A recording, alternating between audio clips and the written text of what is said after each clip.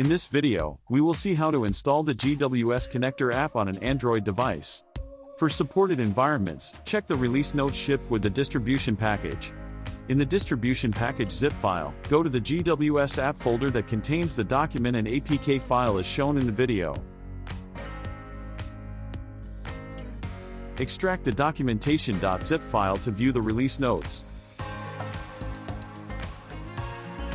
To view the supported devices list, check the Honeywell Dev Kit release notes using the following steps. Go to help.honeywellaids.com. Click on the software.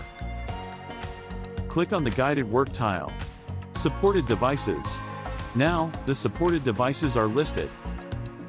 To install the app on Android device, do the following. In the distribution package, go to the GWS app folder, and look for the GWS_app-version.apk file as shown in the video.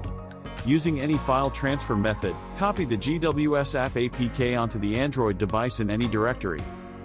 Locate the APK on the device, and click on the APK file to install it. Now, the GWS Connector app is installed. You can find the app by name GWS app.